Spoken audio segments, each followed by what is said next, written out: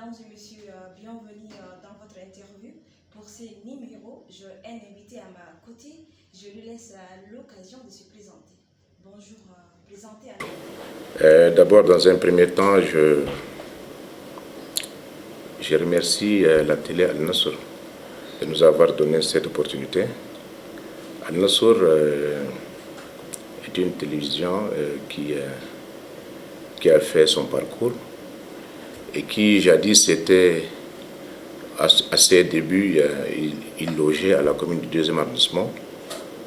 Je profite également de l'occasion pour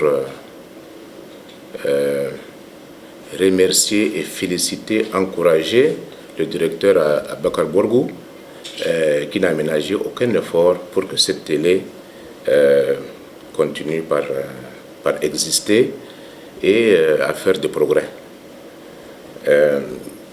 Comme vous l'avez demandé, ma présentation, je suis M. Youssouf Mohamed Yaro, maire de la commune du 2e arrondissement. Je suis natif de N'Djamena, de Fort-Lamy, plus précisément au quartier Bololo. J'ai fait mes études primaires à l'école des Ronds-Points, l'actuel ministère des Relations extérieures, ex-présidence du Feu, le président Habré. Et par la suite, j'ai continué mon école à l'école de Bololo, primaire à l'école de Bololo. Puis j'ai fait le CG numéro 2. Effectivement, pendant les événements, tous les CG étaient aux arrêts. On a continué au CG numéro 1, ici à Hillé-Leclerc, à Hillé-Rogué, à Clémat, je vais dire. Et après cela, j'étais parti admis en classe de seconde au lycée Félix Seboué. Par la suite, j'ai fait mes études supérieures en Centrafrique. Et voilà, je suis nanti d'une licence et je suis là. Ok. Monsieur le maire de la commune du 2e arrondissement, Monsieur Youssouf Mohamed Yaro, donc concernant la saison pluvieuse, est-ce que vous avez mis une stratégie concernant votre commune? Vous savez, nous étions maires avec l'avènement de la décentralisation.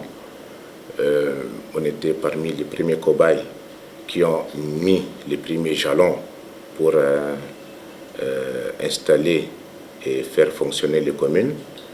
On avait commencé en juillet 2012 dans un local totalement vide, donc on a commencé par rechercher les petits papiers jusqu'à ce que nous sommes arrivés à installer l'administration. Et là, je profite de l'occasion pour tirer chapeau à nos gouvernants, à nos responsables, aux plus hautes autorités, qui nous ont soutenus jusqu'à ce que ce rêve-là devienne réalité. Et les communes se sont installées. Maintenant, ils sont en train de se concurrencer pour faire de la ville de N'Djamena ce que les plus hautes autorités ont bien voulu qu'elle soit. Votre question était que est-ce que la saison de pluie, comme moi je parlais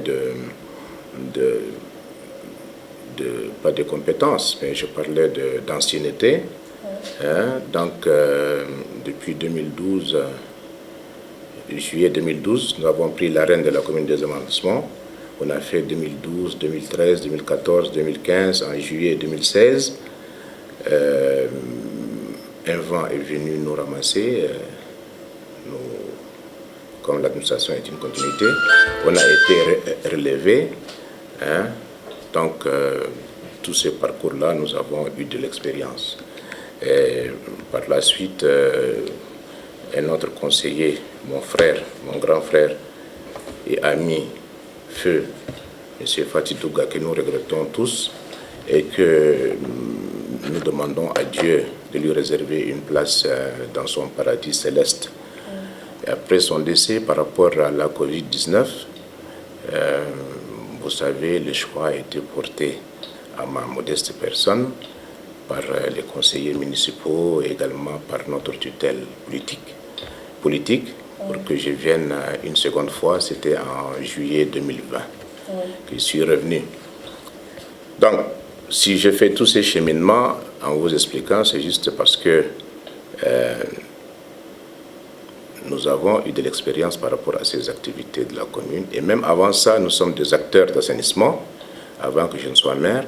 Et j'étais le coordonnateur du BCSA, Bureau de coordination des structures d'assainissement de la ville d'Ndiamena.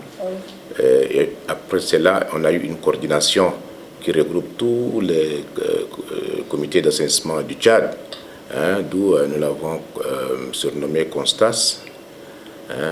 Et c'est après cela que je suis redevenu maire. Donc tout ce qui est assainissement, tout ce qui est déchets, c'est d'abord nos activités, une activité que nous aimons. Et nous le faisons avec grand cœur, avec sourire. Nous n'apprenons pas maintenant, nous avons fait nos pas, on a tourné, on a roulé nos bosses, parce que je ne suis pas seul. Nous sommes nombreux en N'Djamena, pas les maires. Nous sommes nombreux en N'Djamena parce qu'il y a d'autres acteurs qui œuvrent également dans ces activités. Donc c'est pour dire qu'il y a le curage et le creusage. Le curage de caniveau, c'est le caniveau déjà conçu, et qu'il faut curer à tout temps pour que ça soit libre afin de collecter les eaux et les faire circuler et leur faire passer par là où ces eaux-là doivent passer. Également, pour que le curage se fasse, il faut savoir le faire, et c'est ce qu'on le fait. Et on le fait d'habitude avec des manœuvres. Et vous savez, par rapport au curage, ce n'est pas tous les caniveaux qui sont donnés aux communes d'arrondissement. C'est par rapport à leur grandeur. Il y a des caniveaux plus importants qui sont curés par la mairie de la ville et d'autres qui sont moins importants et sont curés par les mairies d'arrondissement. Vous savez, je parlais tantôt de creusage de caniveaux. Creusage, c'est les caniveaux secondaires. Vous savez, dans nos quartiers, nous avons des caniveaux qui sont juste creusés par des pelles, pioches, et il n'y a pas de construction dessus. Et ça également, il faut les libérer pour que les eaux des ménages, les eaux des rues puissent converger par ces différents canaux-là et arriver aux grands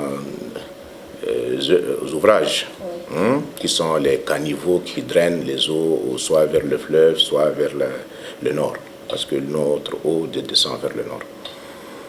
Donc, tout ce qui dépend de notre compétence, nous avons de tout temps fait et nous le faisons de tout temps avec grande joie.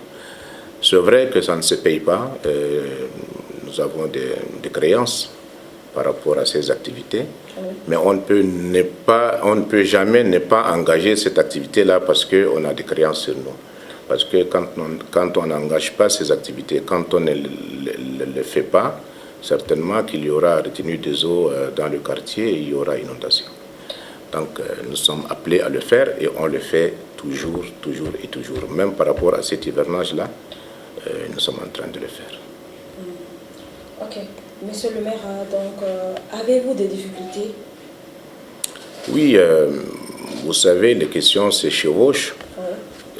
J'avais dit nous avons des créances par rapport au curage de caniveaux. Nos fournisseurs, Dieu merci, qu'ils ne sont pas beaucoup trop méchants, ils comprennent la situation. Et sinon, vraiment, nous avons du pain sur la planche. On a des difficultés, nos difficultés sont énormes. Et de tout temps, depuis 2012, 13, 14, jusqu'à 14, c'était un peu bien parce que tout ce qui revient aux communes d'arrondissement, c'est tout ce qui est local. Tout ce qui est général revient à la mairie de la ville d'Ndiamena. Depuis 2014, il y a eu ce fameux décret 421 qui dit ceci, que le maire de la commune de la ville d'Ndiamena recouvre et rétrocède aux communes d'arrondissement. Mais ceci ne se fait jamais. Et si vous êtes des hommes de médias et dames de médias, si vous avez constaté, il y a toujours des divergences, il y a toujours des tergiversations entre le maire de la ville d'Indiamena et le maire de commune d'arrondissement. Ceci juste sur un simple problème du fait que nous avons une clé de répartition par rapport à nos différentes taxes et qu'il faut que la commune de la ville d'Indiamena, quand elle recouvre, elle nous donne nos dus. Et comme ça ne vient pas, nous demandons à ce qu'ils nous les versent, mais d'aucuns des maires de la ville, ils sont pas facilement gérables. Hein, ils font de cela un problème personnel. C'est ce qui a de tout temps créé ces divergences entre les maires de communes et les maires de la ville. Ce n'est pas un problème de divergence des activités sur le terrain, non, non. Nous tous, nous convergeons et nous devrons travailler pour la ville, parce que N'Djamena, c'est pour nous tous. Et c'est pour dire que le problème, c'est au niveau des moyens. Vous avez posé la question de savoir si nous avons des difficultés. Nous l'avons, et c'est ces difficultés-là qui créent également ces difficultés qui viennent du fait que la mairie d'N'Djamena ne reverse pas nos dus. Et en même temps, ça crée des divergences, ça crée des bras de fer. Et par la suite, c'est les difficultés qui en découlent de tout cela. Donc nous avons des difficultés et nous profitons de l'occasion pour demander aux plus hautes autorités de faire en sorte que ce décret-là soit appliqué de la bonne manière ou bien soit revu. Parce que, vous savez, nous sommes maires depuis presque 10 ans. Bon, avec une intermittence. Je ne suis pas maire 10 ans, mais j'ai fait un repos un mi-temps de 4 ans et je suis revenu. Mais je suis vraiment navré de travailler dans une mairie pendant presque 6 ans et ne rien pouvoir faire pour nos populations. Parce que nous sommes des élus et c'est la population qui nous a élus. Et par rapport à nos campagnes, nous avons promis monts et merveilles à nos populations. Nous leur avons tout simplement dit que nous allons vous changer votre mode de vie. Et là, on ne peut pas le faire de la manière. Donc, nous profitons de l'occasion, comme je le disais tantôt, à nos plus hautes autorités, de faire peut-être d'aider les communes d'arrondissement avec une subvention nette et acceptable pour que nous puissions décoller. Parce que si nous sommes là, c'est nous qui continuons. Si nous ne sommes pas là, c'est d'autres Tchadiens, d'autres maires qui viendront, mais les problèmes ne vont jamais changer. Tant qu'il n'y a pas les moyens, il y aura toujours problème. Donc les difficultés, nous les avons à gogo. Ok. Donc, monsieur le maire, vous venez de soulever votre difficulté. Donc, avez-vous des partenaires? Votre commune, est-ce que vous avez des partenaires? Si oui, dites-nous.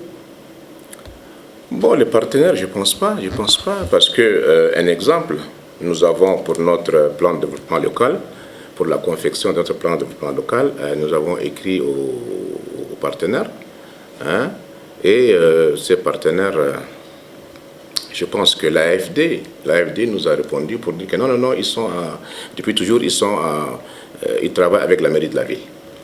Avec la mairie de la ville, et moi je pense que c'est vrai qu'ils travaillaient avec la mairie de la ville, mais avant c'était une mairie. Après cela, il y a eu la décentralisation, donc il faut que les partenaires considèrent également les mairies d'arrondissement. Parce que entre les mairies de la ville et les mairies d'arrondissement, il y a une relation de collaboration et non d'hiérarchie. Tout à l'heure, vous avez dit la mairie centrale, et j'ai bien voulu vous le faire savoir, que quand il y a une ou un central, certainement que le reste, c'est des entités qui découlent de cela. Mais les textes disent, les gens n'aiment pas ça, les gens n'aiment pas qu'on parle de ça, mais moi je parle de ça parce que c'est une école. Maintenant, vous, quand tout à l'heure, je vous l'explique, certainement que demain, vous allez changer. Parce qu'on dit le lapsus est là, et l'habitude est une seconde nature. On s'est habitué à dire mairie centrale, et on continue à dire mairie centrale. C'est vrai, elle est une grande mairie, elle a des moyens. Mais seulement l'appellation juridique actuelle, c'est la mairie de la ville. Et nous sommes les mairies d'arrondissement. Et si le mot central arrive, c'est que nous sommes ces tentacules, nous ressortons d'elle. Et là, la loi 9 dit cela, que la relation entre le maire de la ville d'Indiamena et les maires de communes d'arrondissement sont des relations de collaboration et non d'hiérarchie. Ok, à propos de la mairie centrale, vous venez de parler, donc ma question va, est-ce que vous avez une collaboration avec la voirie? Bon, la voirie, elle est une voirie de la ville d'Indiamena. Logiquement, c'est ça. Mais, madame, je vous le dis tout haut, la voirie d'Indiamena n'a jamais manqué d'assister les mairies d'arrondissement. Bien que il y a eu parfois des maires un peu, comme je le disais tantôt, qui refusent si nous demandons officiellement une intervention, mais nous avons nos entrées et puis on s'entend bien avec nos collègues de la voirie. Comme c'est la ville d'Indiamena, ils nous aident. Ce n'est pas une trahison par rapport à un DV, mais seulement les choses doivent se faire en tant que telles. Parce que quand il y a une niveleuse, quand il y a une pelle, quand il y a une chargeuse, la voirie ne fera que l'utiliser en N'Djamena. Et N'Djamena est subdivisé en 10 communes. Et la direction de la voirie travaille dans les communes. Et les communes, c'est nous les communes. Donc, depuis Oumar Saramadji, Faisal, qui sont des DV, Abakar Bichara Sherif Daoussa, et Désiré qui est hier, et aujourd'hui c'est Ahmad Lari. Je vous assure que nous n'avons jamais eu de problème, ni hier, ni aujourd'hui, et certainement on ne l'aura pas demain non plus. Donc nous sommes en étroite collaboration avec la voirie de la ville d'N'Djamena, et ce n'est que justice, ce n'est que normal. Donc, monsieur le maire, est-ce que vous avez un message à lancer à la population en général, ou ceux de la commune de la 2e arrondissement en particulier? Bien, message, il doit en avoir. Il doit en avoir, comme je le disais, et beaucoup.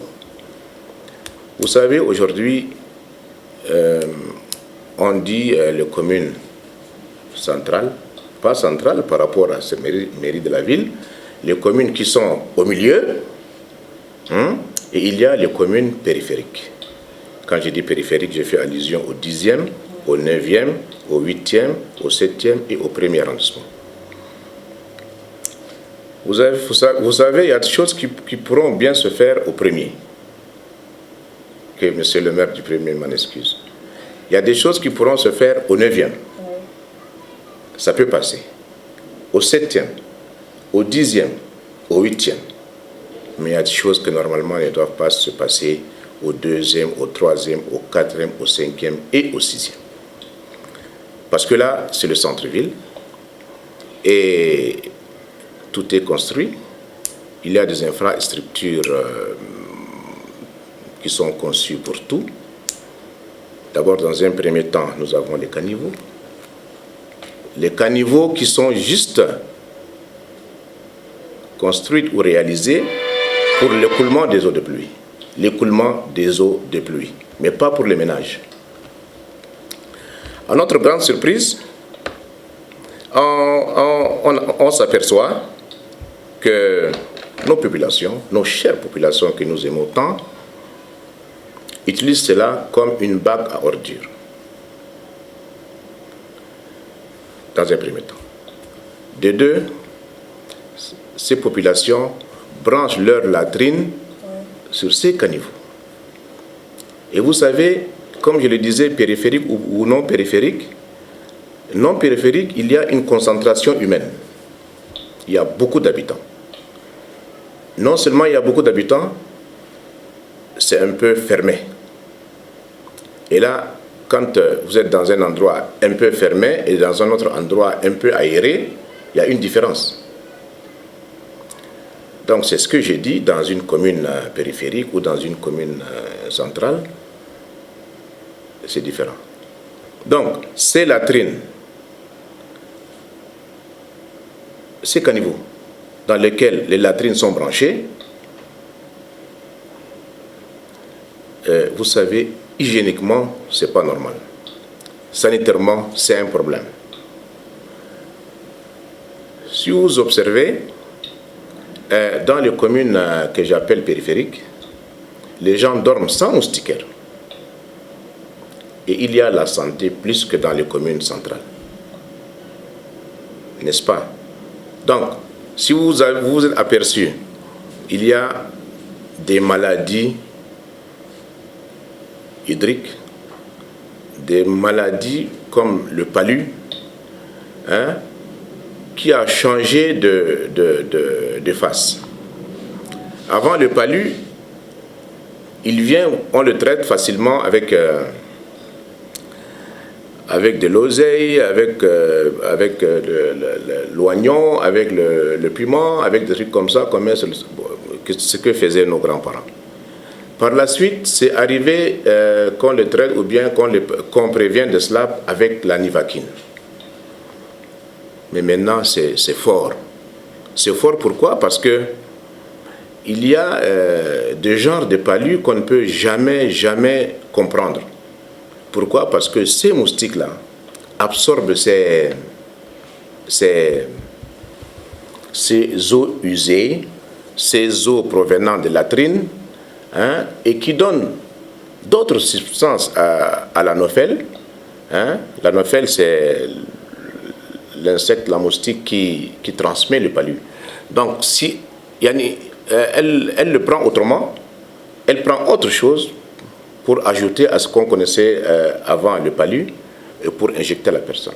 Si vous avez constaté maintenant le palu, quand il entre dans la maison, il prend toute la famille avant de sortir. Donc ça devient contagieux, une maladie contagieuse. Donc je demande à cette population-là, d'abord, de N'Djamena, le branchement de ces latrines dans les caniveaux, c'est pas bon. Il faut que les maires, les mairies prennent leurs responsabilités. Il y a également l'incivisme de nos populations. Je disais tantôt qu'ils font cela comme si c'était une bac à ordures. Ils mettent les déchets ménagers.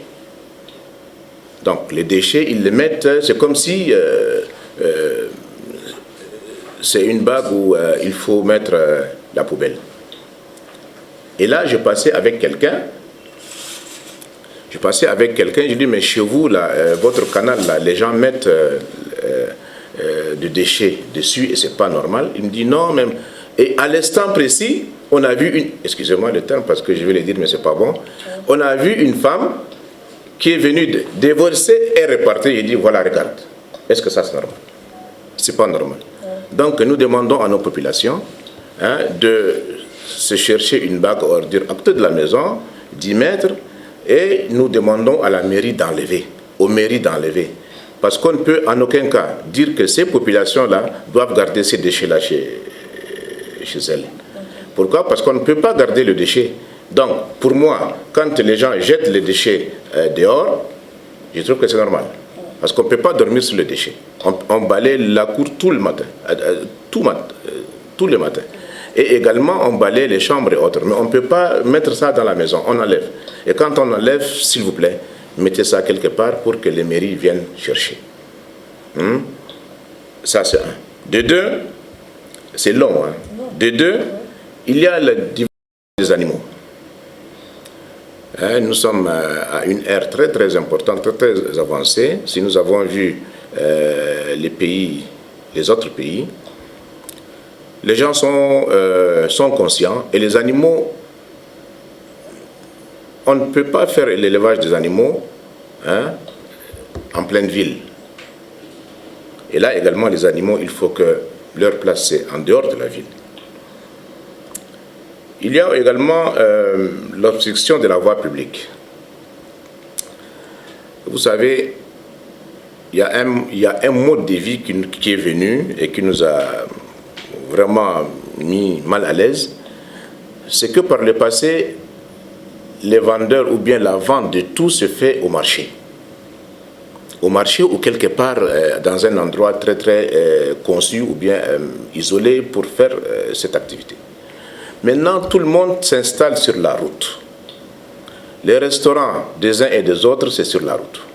Il faut que quelqu'un ait 400 000, 200 000 et il a 2-3 voiles, surtout pour les femmes. Elle vient, elle prend 2-3 arbres et puis elle clôture. C'est déjà un restaurant et les gens ils s'assient là et ils mangent. Ça c'est un. Normalement, la voie publique doit être aérée, doit être libérée. Il y a également un phénomène, les vendeurs de tapis, les vendeurs de thermos, comme on l'appelle pour les théières et autres. Si vous voyez au deuxième, il y en a partout. Il y en a partout, les gens, ils viennent, je ne sais pas, ils vont dans les marchés, ils prennent, pour faire le commerce, ils prennent, ils viennent, ils s'installent sur la route, de tous les côtés, à la rue de 40, vers l'école ENAS. Ils sont partout. Donc, ce phénomène-là doit aussi cesser et que les maires que nous sommes devront prendre nos responsabilités. Il faut qu'on les dégage. Et là, nous, on fait des activités de dégagement. Mais ce qui est marrant, c'est qu'il y a des autorités qui viennent encore nous pourrir la vie. Ils viennent nous dire non, ça c'est un miskin, hein, laissez les pauvres là se débrouiller, s'il vous plaît, monsieur le maire, il faut remettre. Non, mais où est-ce qu'on va? Et des fois, c'est des menaces. Et là, il faut que ces populations responsables là aussi, qui interviennent pour les activités, contre les activités des municipalités, il faut qu'ils cessent. Il faut qu'ils cessent d'intervenir, de venir rendre vaines ou viles toutes les activités ou bien toutes les décisions que les maires prennent. Ce n'est pas bon. Ce n'est pas bon de venir dire à monsieur le maire, voilà, il faut donner parce que vous êtes miskin. Et les gens qui vendent de l'essence sur la route. Et là également, je reviens également, c'est des femmes. Excusez-moi, mes filles, mes sœurs, mes mères. Il est interdit. Il y a un acte qui interdit la vente du carburant sur la route. Et la vente de carburant, c'est interdit. Il est dit également, il y a un circulaire qui est passé vers toutes les stations de service pour dire de ne pas pomper l'essence aux vendeurs ambulants. Et là, il y a des stations de service qui n'obtempèrent pas, qui font des affaires avec ceux-là. Et puis ils leur fournissent de l'essence et vous voyez, ça met en mal. Nous, N'Djamena, ou bien le Tchad, on a seulement le 2e arrondissement. Franchement. Parce que tout tourne autour du 2e arrondissement. On a les grandes ambassades, on a les grandes banques, on a les grandes institutions, on a la présidence, on a la primature, mais on a tout ce qui est important au 2e. Et le 2e arrondissement, c'est ça le Tchad. Parce que tout le monde vient, les étrangers viennent, ils ne circulent qu'ici. Hein? Donc, je demande à tout un chacun de se ressaisir, hein? Et parce que des fois, il y a des autorités qui ne comprennent pas non plus. Parce que quand on dégage une rue ou une route, nous avons de tout temps sensibilisé. Nous avons de tout temps dit que ce n'est pas bon. Et ce n'est pas de l'arnaque que nous faisons. Quand on court derrière les vendeurs d'essence en détail, ce n'est pas le vouloir prendre leur essence pour que... Non, non, non, non. Nous leur avons toujours dit de laisser les grandes artères. S'il n'y a pas de possibilité de laisser cette activité, et cette activité qui d'ailleurs ne doit pas être faite par des femmes, parce que c'est dangereux. La femme doit prendre le reste de ses bidons, venir dormir avec dans une chambre.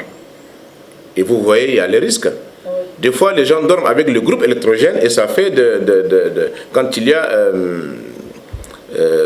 qu'est-ce qu'on appelle, incendie. Mais c'est des problèmes. Moi, je connaissais une dame avec ses enfants qui ont péri comme ça. Donc, ce n'est pas un commerce. Et si ces femmes-là, avec le peu de moyens qu'elles ont, elles pourront faire autre chose. Il y a des commerces qu'on ne poursuit pas sur la route. Nous, quand une dame a quelque chose autre que ça, non mais on peut même l'aider à avancer dans son commerce.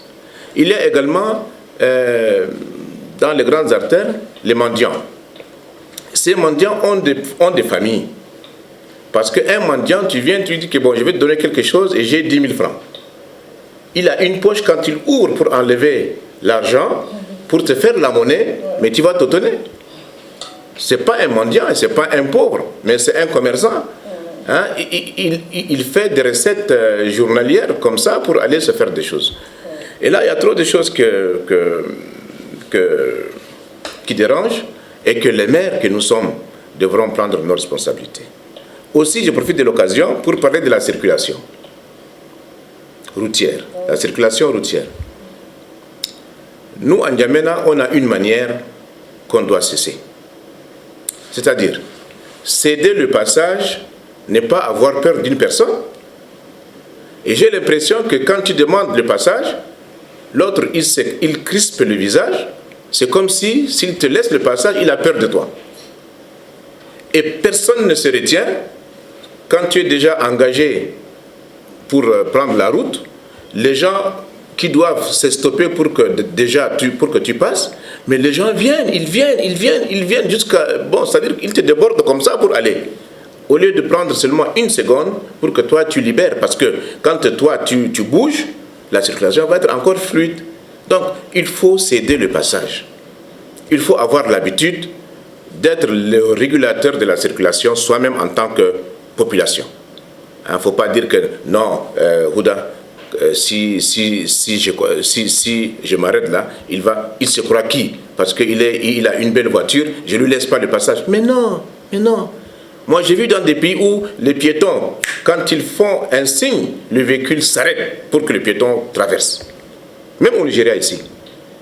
Mais nous, ici, il faut qu'on change de mentalité. C'est vrai qu'on prend des véhicules de n'importe où, on prend des motos de n'importe où. Quelqu'un qui a 500 000, il vend un bœuf ou bien il vend des moutons, il vient automatiquement, il achète une moto et déjà il est sur la route et il ne connaît rien de ce qu'on appelle circulation. Et nous demandons également à la police nationale d'essayer de faire la part des choses, de réguler les infractions. Les infractions doivent être châtiées. Les gens qui conduisent mal les motos, qui n'ont pas de permis, il faut qu'ils demandent des permis, que la police demande des permis. Que la police demande des permis surtout parce qu'il y a des gens qui conduisent même des véhicules qui n'ont pas de permis. Et les véhicules sans plaque, et les bus usagés, les taxis usagés. Il y a des choses qui ne ressemblent même pas, qui ne reflètent même pas les normes. Et tout le monde observe. On ne peut pas continuer à observer. Nous, on est partants. Il y aura d'autres qui viendront. Mais si on continue sur la même lancée, mais où est-ce qu'on va? Est-ce qu'on va arranger notre ville? Est-ce qu'on va arranger notre pays? Mais non, on est toujours mélangé, on est toujours sous-développé, on est toujours, je ne sais pas ce que je peux dire, les adjectifs me manquent. C'est la fin pour ce numéro. Au revoir à la semaine prochaine avec un autre numéro. Restez toujours en compagnie de nos programmes sur la télévision à Nasr 24.